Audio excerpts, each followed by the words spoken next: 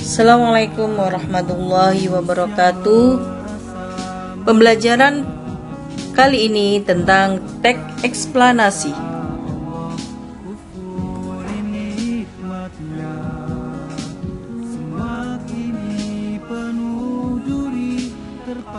Kompetensi dasarnya adalah menganalisis struktur teks eksplanasi.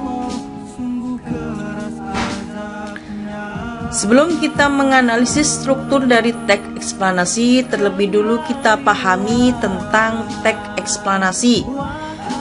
Teks eksplanasi adalah teks yang berisi tentang proses terjadinya dan terbentuknya suatu fenomena alam, sosial, budaya, dan ilmu pengetahuan.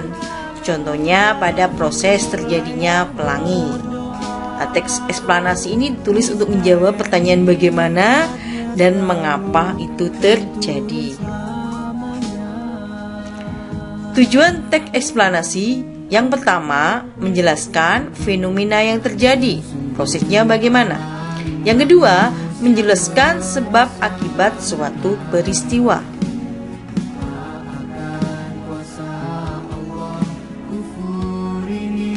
Ciri-ciri teks eksplanasi. Yang pertama, strukturnya terdiri atas pernyataan umum, deretan penjelas, dan interpretasi. Yang kedua, memuat informasi sesungguhnya atau fakta, yaitu peristiwa yang benar-benar terjadi.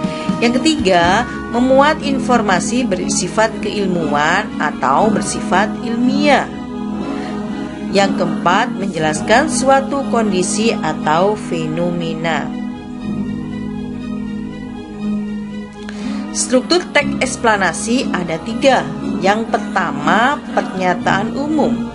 Pernyataan umum berisi statement atau pernyataan umum tentang suatu topik yang akan dijelaskan proses keberadaannya, proses terjadinya, atau proses terbentuknya.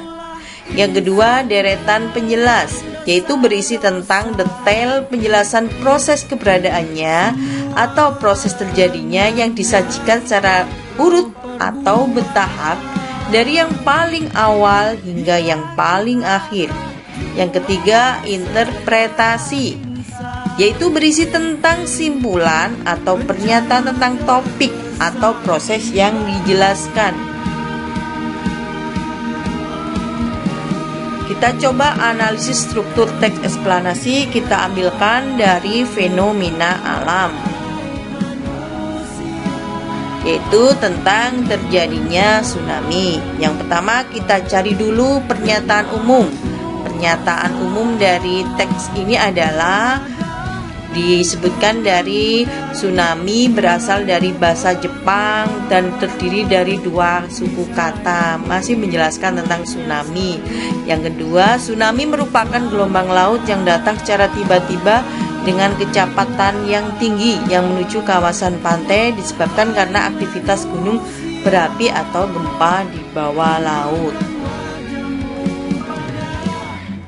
Struktur yang kedua adalah deretan penjelas, menjelaskan tentang proses terjadinya tsunami. Kita lihat di sini, saat gempa terjadi dan permukaan dasar laut naik turun di sepanjang patahan, maka saat itulah tsunami terbentuk. Patahan itu menyebabkan keseimbangan air laut terganggu. Patahan yang besar akan menghasilkan gelombang yang sangat besar juga. Saat setelah gempa terjadi, air laut akan mengalami surut dan akan kembali ke daratan dalam bentuk gelombang besar atau tsunami. Dilanjutkan paragraf ketiganya, menjelaskan tentang proses terjadinya tsunami.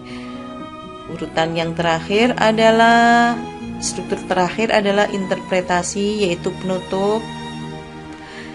Nyatanya tsunami menjadi salah satu peristiwa alam yang sangat berbahaya bagi manusia karena bisa menyebabkan kerusakan besar, bahkan bisa merenggut ribuan jiwa sekaligus, apalagi terjadi secara mendadak.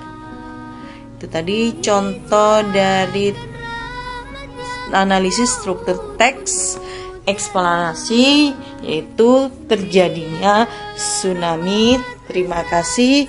Assalamualaikum warahmatullahi wabarakatuh.